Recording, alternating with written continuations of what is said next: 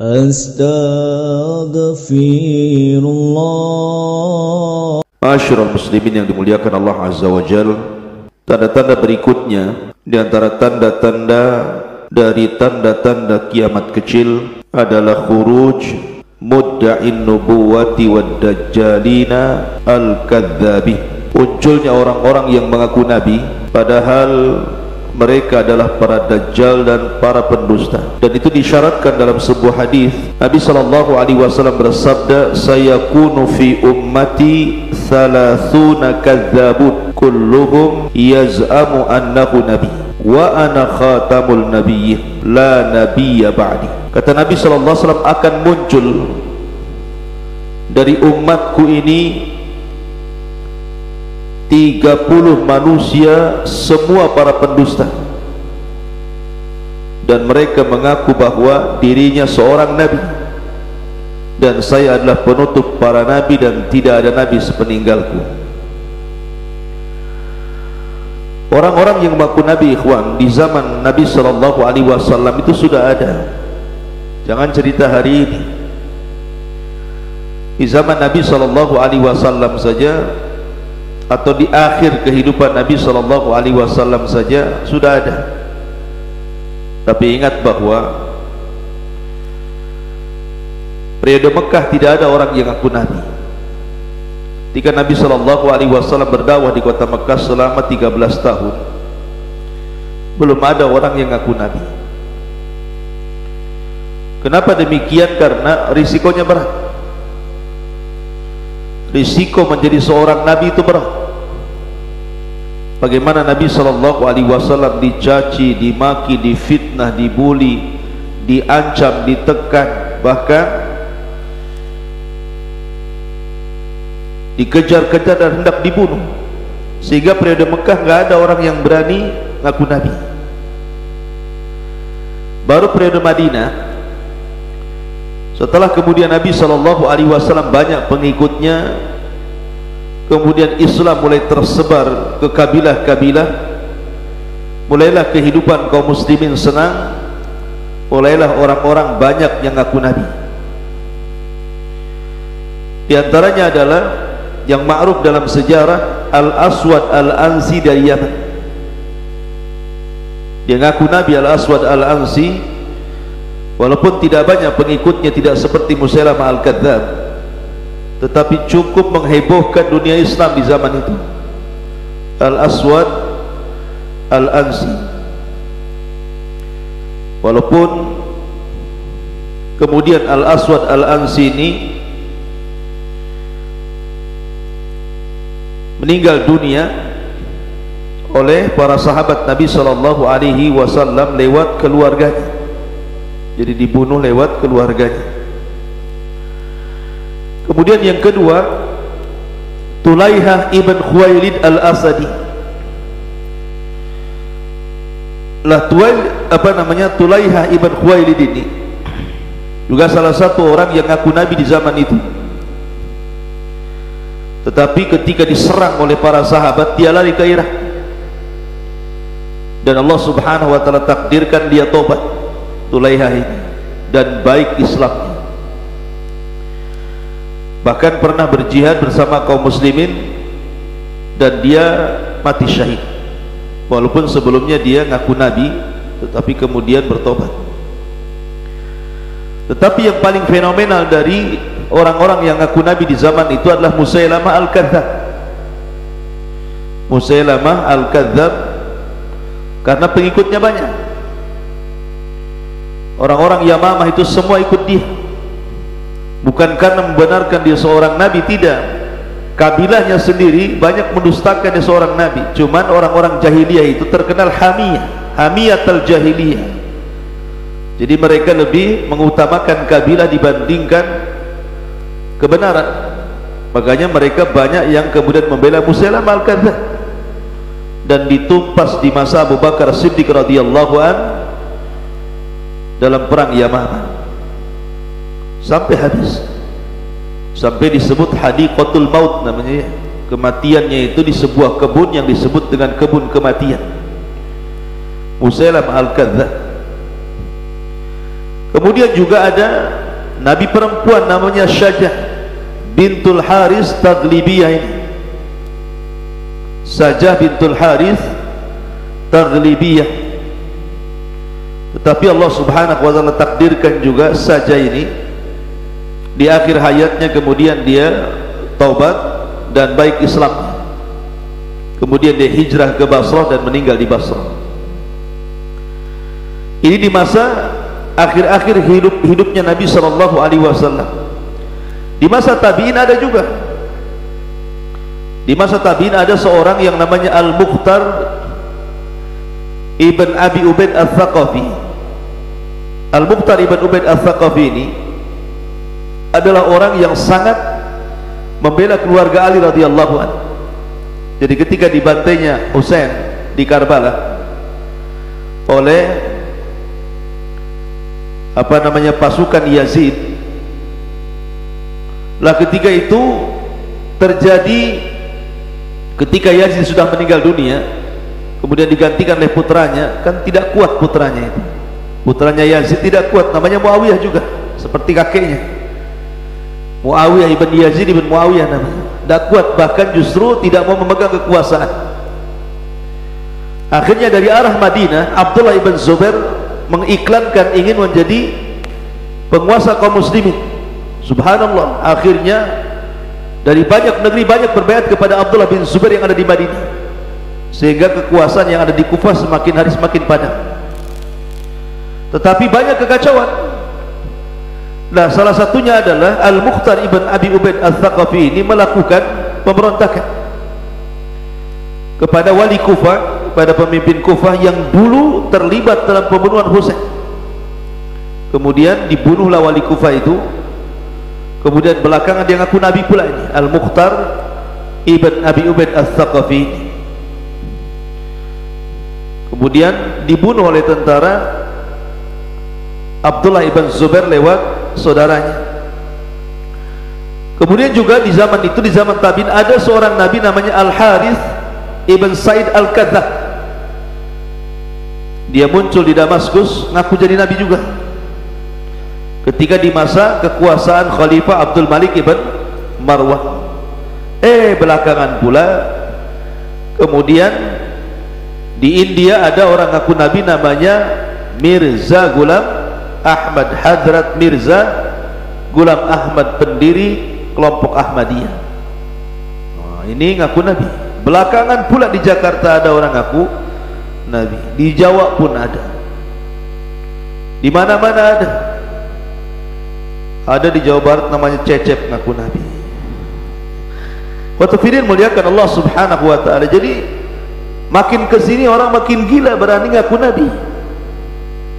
Bahkan ada orang ngaku Jibril lagi ya. Ngaku Jibril. Yang lebih parah lagi ngaku Tuhan. Nah, itu sudah parah itu, Dajjal itu ya. Intinya bahwa kemunculan orang-orang yang ngaku nabi ini salah satu tanda dari tanda-tanda kiamat. Dan sudah berlalu masanya. Dan itu akan senantiasa ada sampai hari ini orang-orang ngaku nabi itu. Di negeri kita saja sudah ulang kali polisi nangkap nabi itu. Nabi loh ditangkap polisi. Ya karena nabi KW. Kalau nabi asli sudah nggak ada lagi. Itulah hebatnya polisi kita menangkap nabi.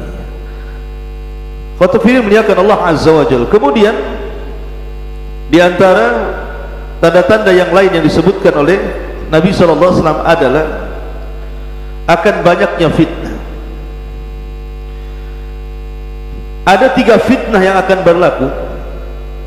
Yang pertama fitnatul ahlas, yang kedua fitnatu duhaima, dan yang ketiga fitnatus sarra. Ada namanya fitnah ahlas, fitnah sarra, dan duhaima. Ini istilah-istilah dalam hadis. Apa sih yang dimaksud ahlas? Apa yang dimaksud dengan sarra? Apa yang dimaksud dengan duhaima? Ada sebuah hadis dari Abdullah ibn Umar radhiyallahu anhu, dia mengatakan, kunna inda Rasulillah sallallahu alaihi wasallam qu'udan fadzakaral fitana fa aktsara dzikraha hatta dzakara fitnatal ahlas. Kata Abdullah bin Umar radhiyallahu an, pada suatu hari kami duduk-duduk bersama Nabi sallallahu alaihi wasallam, beliau memberikan peringatan tentang fitnah-fitnah akhir zaman yang akan banyak bermuncul, sampai beliau menyebutkan fitnatul ahlas. Apa fitnah ahlas itu?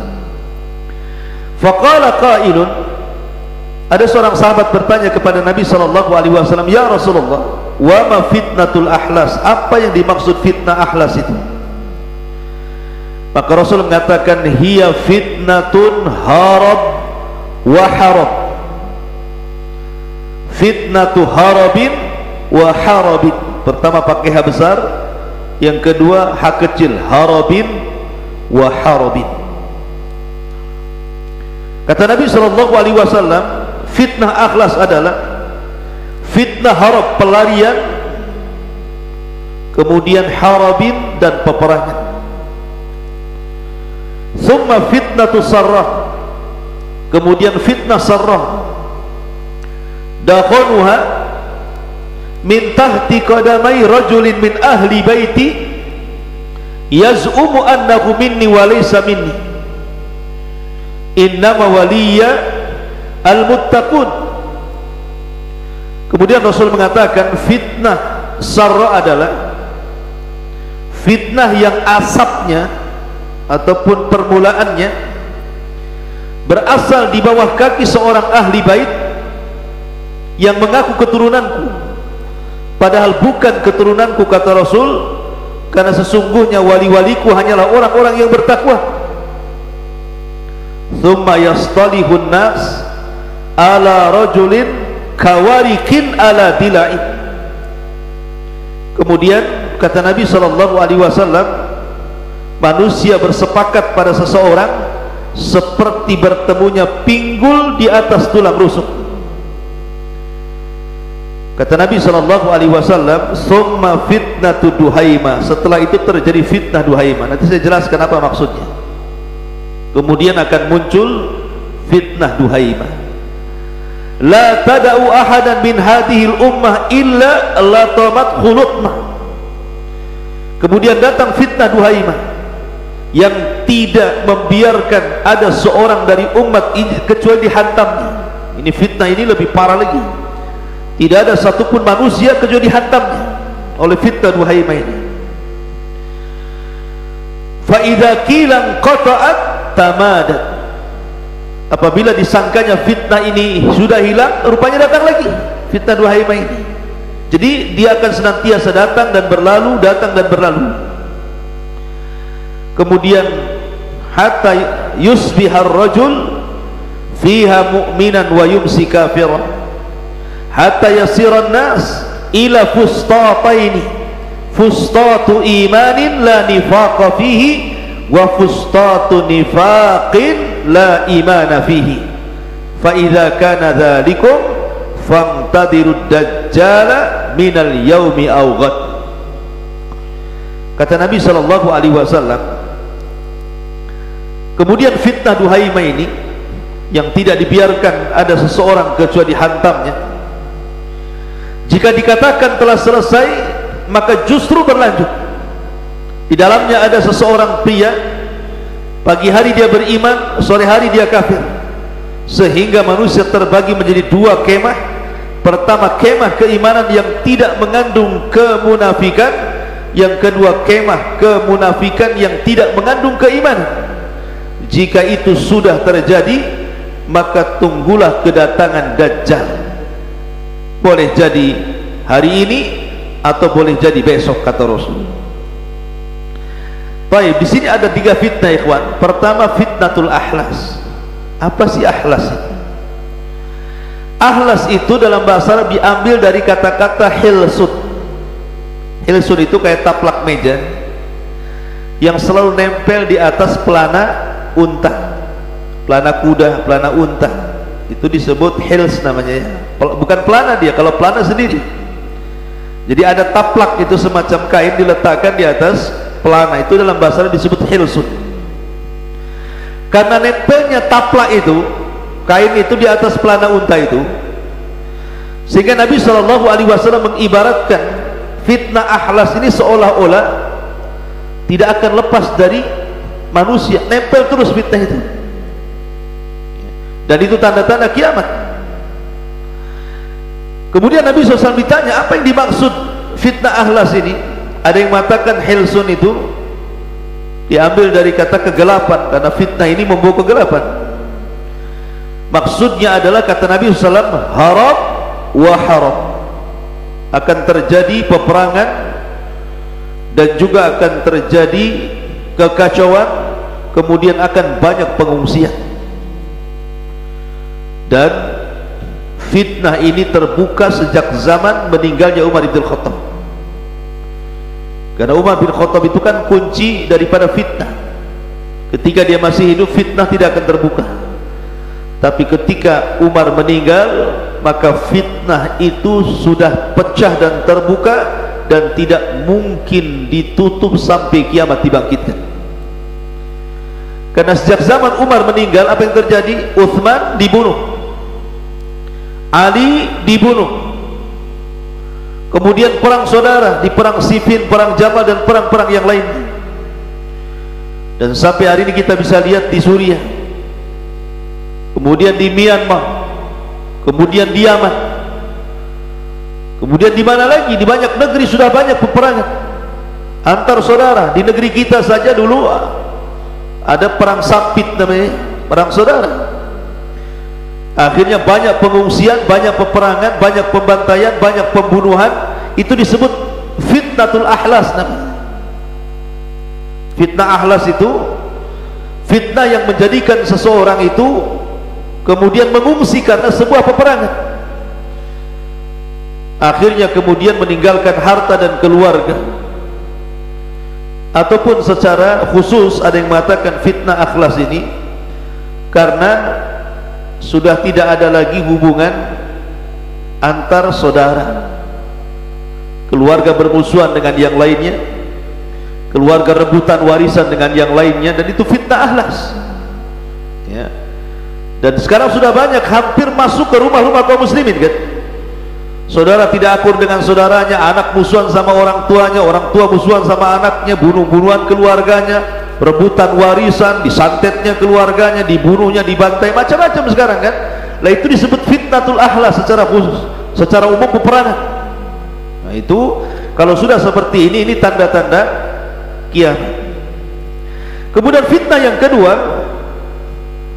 dan ada tambahan dari perkataan Imam Al-Khattabi, kata Imam Al-Khattabi, al-haram dhihabul mali wal ahli dhahaba alaihi amwaluhu wa ahluhu kutilu wal malu sulibu. Kata Imam Al-Khattabi, beliau mengatakan bahwa al-harbu adalah hilangnya harta dan keluarga karena dibunuh ataupun karena dirampas. Kemudian yang kedua, fitnah sarrah. Apa fitnah sarrah itu? Adapun fitnah sarrah disebutkan oleh al-Imam Ali Al-Qari rahimahullahu ta'ala. Beliau mengatakan bahwa fitnah sarrah ini adalah fitnah kenikmatan. Jadi udhifatil fitnatu ilaiha li'anna ni'mata sababuha. Kenapa sarrah itu dijadikan nama fitnah di akhir zaman dan tanda-tanda kiamat? Karena sarrah itu artinya nikmat. Penyebab fitnah ini adalah sebuah nikmat. Ketika manusia, mereka di atas kebaikan, di atas harta, di atas kesehatan, tidak ada penyakit, melimpah ruah harta dan begitu seterusnya, akhirnya lupa diri dan jatuh ke dalam kemaksiatan. Kalla innal insana la yatgha an ra'ahus taghna. Ketika manusia dilimpah ruahkan rizkinya, maka lupa diri. Ini yang ditakutkan Nabi SAW, mal faqra akhsha alaikum walakin akhsha an tubsatad dunya kama busitat ala man kana qablakum fatanafasuha kana kama tanafasal ladina min qablikum fatuhlikakum kama ahlakatkum. Bukan kefakiran yang aku takutkan kepada kalian, tetapi yang aku takutkan dibentangnya dunia kepada kalian sebagaimana pernah dibentang kepada umat sebelum kalian. kemudian kalian berlomba-lomba mengejarnya sebagaimana umat dulu berlomba-lomba, maka Allah hancurkan kalian sebagaimana Allah hancurkan umat sebelum kalian. Maka fitnah sarra ini adalah fitnah kenikmatan, karena banyaknya harta akhirnya lupa diri dan maksiat kepada Allah. Akan tetapi siapa yang mengawali fitnah ini? Nabi SAW menyebutkan bahwa yang mengawali fitnah ini adalah seorang laki-laki yang mengaku keturunanku, dari ahli baitku, tetapi dia bukan dari ahli baitku, karena orang yang bertakwa mereka lah wali-waliku, kata Allah.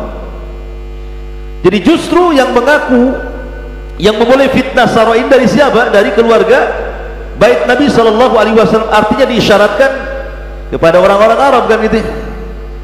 Lihat dulu Arab itu tanah tandus, ikhwan. Arab itu tanah tandus. Baru mereka kaya setelah ditemukan minyak, seperti Dubai, Imarat. Dulu padang pasir kering kelontang itu, tidak ada namanya bangunan tinggi-tinggi kayak sekarang ini. Baru setelah ditemukan gas, minyak, macam-macam isinya, kan, mulailah kemudian kaya raya. Akhirnya banyak yang membangun rumah luar biasa. Sudah tidak ada lagi Baduy menjadi kota. Itulah isyarat Nabi SAW. Wa antaral khufatal uratal alata ri'a asya'i yatatawaluna fil bunyan. Kau akan lihat orang enggak pakai sandal, compang-camping, penggembala kambing, tiba-tiba punya rumah megah, ya. Itu namanya fitnah sarra namanya, ya. Karena dibentangkannya dunia, akhirnya lalai dan lupa diri. Dan itu dimulai dari kata Rasul, keluargaku, padahal dia bukan keluargaku. Ada yang mengatakan memang dia nasabnya sampai kepada Rasul, tapi perbuatannya sama sekali tidak mencontohkan dia anak turunan Nabi SAW. Dan itu adalah fitnah sarra yang disebutkan dalam hadis ini. Kemudian yang lebih parah lagi ada namanya fitnatud duhaimah, yang kata Nabi SAW tidak ada satupun rumah kaum muslimin kecuali dihantamnya oleh fitnah ini. Karena fitnah ini tidak ada satupun rumah kecuali dimasukinya. Dan fitnah ini berkenaan dengan masalah kesesatan, ikhwan. Coba sekarang, dulu tidak ada satupun rumah kecuali ada TV di situ. Sekarang tidak ada satupun rumah kecuali ada handphone. Dan sekarang mulai daripada orang kaya sampai orang miskin punya handphone, kan. Dan isi handphone sekarang penceramah-penceramah itu macam-macam, kan. Ada yang Syiah, ada yang liberal, ada yang Khawarij, macam-macam, kan. Kalau seandainya orang tidak hati-hati, kemudian thalabul ilmi masuk ke webnya orang Syiah, jadi Syiah dia, kan gitu. Kalau masuknya ke Khawarij, jadi Khawarij. Kalau masuk ke ke ajaran-ajaran sesat, pasti akan sesat. Makanya Rasul mengatakan fitnah duhaimah ini bahaya, karena tidak ada satupun manusia kecuali dihantamnya, dan berakhir manusia akan terbagi menjadi dua. Ada yang munafik khalis, ada yang mukmin khalis. Ada yang munafik murni, ada yang mukmin murni. Karena ada orang-orang yang di pagi harinya beriman, malam harinya dia kufur. Malam harinya dia beriman, paginya pula sudah kufur. Gara-gara handphone baca, oh iya betul juga, akhirnya syubhat masuk. Padahal pagi-pagi dia sudah fitrahnya seperti fitrahnya lurus gitu, ya. Gara-gara masuk di web apa gitu, kemudian malamnya dipikirkan betul juga ajaran ini, mulai dia masuk ajaran kufur masuk, ya. Masyaallah muslimin yang dimuliakan Allah Azza wa Jalla, ini fitnah duhaimah akan terus berlaku. Makanya kenapa 3 fitnah ini sangat bahaya sekali. Masyaallah muslimin yang dimuliakan Allah Azza wa Jalla. Kemudian juga termasuk hadis yang berikutnya, hadis Auf ibn Malik radhiyallahu an. Kata Nabi sallallahu alaihi wasallam, "U'dud sittan baina yadi sa'ah." Perhatikan 6 perkara sebelum terjadi hari kiamat. Kata Nabi sallallahu alaihi wasallam, "Mauti, kematianku, summa fathu Baitul Maqdis." Kematian Rasul sudah berlalu. Kemudian Fathu Baitul Maqdis pernah terjadi di zaman siapa? Di zaman Umar Ibn Khattab radhiyallahu an, dan di zaman Salahuddin Al-Ayyubi. 2 kali Baitul Maqdis jatuh ke tangan kaum muslimin. Dan di akhir zaman Baitul Maqdis juga akan jatuh ke tangan kaum muslimin, bahkan akan menjadi kekuatan kaum muslimin. Kemudian kata Nabi SAW, thumma mutan ya'khudhu fikum kaku'asil ghanami. Kemudian kematian yang begitu banyak seperti ku'as ghanam, penyakit kambing yang pernah terjadi di zaman Rasul. Jadi zaman Rasul itu ada penyakit kambing yang kalau datang penyakit itu banyak kambing mati. Maksudnya di sini adalah kematian yang banyak ini pernah terjadi di zaman siapa? Umar Ibnul Khattab. Ada namanya Taun Amwas namanya. Taun Amwas ini pernah terjadi di zaman Umar, bukan hanya 1.000, 2.000, ribuan manusia mati. Bahkan sahabat-sahabat yang mulia, mulai dari Mu'ad bin Jabal, Abu Ubaidah Ibnul Jarrah, kemudian banyak para sahabat yang lain mati karena taun. Jadi bukan karena perang, matinya karena taun. Dan taun di zaman dulu adalah sebuah azab, tetapi di zaman kita taun itu adalah tanda-tanda husnul khatimah, karena orang mati kena taun termasuk syahid. Para sahabat Nabi SAW banyak kena taun, dan sekarang penyakit taun yang sejenis dengan taun mungkin ya di zaman sekarang juga berlaku, namanya corona. Ya, corona dengan taun, walaupun beda tentu taun dengan corona, tetapi sama-sama virus yang mematikan kan, yang bukan hanya 1 jiwa orang mati karena corona ini, berjiwa-jiwa dari semua negara. Dan ini salah satu tanda-tanda kiamat kecil yang disebutkan Nabi SAW, mutan namanya, thumma mutan ya'khudhu fikum kaku'asil ghanam, thumma istifadatul mal hatta yu'tir rajul mi'ata dinar fayadillu sakhitah. Kemudian akan melimpah ruahnya harta sampai seseorang laki-laki diberikan 1.000 dinar, dia masih marah, masih kurang katanya, karena banyaknya harta gitu, masa sedikit. Jadi 1.000 dinar dianggap sedikit. Dan ini pernah terjadi di zaman Umar Ibn Abdul Aziz rahimahullahu ta'ala. Thumma fitnatun, nah di sini, la yabqa baitun minal Arab illa dakhalathu. Kemudian fitnah yang tidak ada satupun rumah daripada rumah-rumah orang Arab kecuali akan dimasukinya. Dalam riwayat, kemudian fitnah yang mengarah ke langit, yang tidak ada satupun tempat baik di hutan ataupun padang pasir kecuali akan dihantamnya. Dulu para ulama bingung tentang hadis ini, termasuk fitnah yang datang dari langit. Tetapi sekarang baru tersingkap setelah manusia banyak mengirim satelit-satelit ke langit, kemudian dipancar luaskan oleh satelit itu berita-berita dunia, sehingga terjadi globalisasi yang jauh semakin dekat, yang dekat makin dekat lagi. Kemudian orang bisa mengupload apa saja, bersiaran apa saja, bicara apa saja, menulis apa saja, maka tidak ada satupun rumah kecuali dimasukinya. Bahkan di padang pasir kering kelontang sekalipun bisa lihat berita, di tengah hutan pun bisa lihat internet. Akhirnya banyak kerusakan di mana-mana. Dan itu sudah terjadi hari ini, fitnah ini, karena tidak ada satupun manusia kecuali punya media masalahnya. Dan sekarang kan orang terserah mau ngapain saja, mau ngomong apa saja, mau beritakan apa saja. Siapa yang melarang? Nggak tahu. Di tengah hutan saja dia bisa live, ya kan? Dia bisa nyesatin orang. Maka ini fitnah ini sudah terjadi, dan sampai hari ini makin meluas fitnah ini. Summa khudnatun takunu bainakum wa baina bani Asfar. Kemudian perjanjian yang akan berlaku antara kalian dengan Bani Asfar. Bani Asfar ini keturunan daripada Nabi Ishak. Jadi Ishak itu punya 2 anak, namanya Yakub yang disebut dengan Israel, keturunannya Bani Israel. Kemudian yang kedua namanya apa namanya, putra Ishak itu Is namanya. Is inilah yang kemudian disebut Rum. Keturunannya disebut Bani Asfar, orang-orang Eropa. Kalau disebut dengan Nasrani Eropa, itulah disebut Bani Asfar, keturunan Romawi. Dan Rum itu salah satu nama daripada nama-nama anak Yakub. Jadi Yakub punya anak satu turunan Romawi, Eropa mungkin hari ini, kemudian satu keturunan Bani Israel. Lah kata Nabi SAW, kalian kelak akan melakukan perdamaian dengan Bani Asfar, dengan orang-orang Nasrani Eropa sana. Kapan nanti kejadiannya? Ketika terjadi Malhamatul Kubra. Sebelum Malhamatul Kubra, Armageddon gitu ya dalam bahasa Yahudi, maka terjadilah hudnah, perjanjian untuk memerangi negara-negara selain mereka, dan Allah menangkan.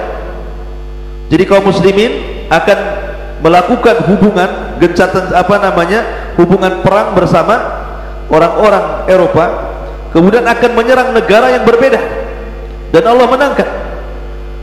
Tiba-tiba setelah terjadi kemenangan, orang-orang Nasrani mengklaim itu kemenangan mereka dan mengatakan, ini adalah kemenanganku, ghalabas salib, ghalabas salib, katanya. Salib telah menang, salib telah menang. Maka kaum muslimin marah dan mengatakan, balillah ghalab, bahkan Allah yang menangkan perang ini. Akhirnya terjadi percekcokan, kemudian dibunuhlah orang Nasrani ini. Terjadi pemudaran perjanjian, sehingga kemudian berakhir dengan peperangan besar yang disebut dengan Malhamatul Kubra, atau orang Yahudi menyebutnya Armageddon. Dan kaum muslimin menang dalam perang ini, dan ini perang dahsyat. Tidak ada perang sedahsyat ini, sampai disebut malhamah. Malhamah itu diambil dari kata lahmun.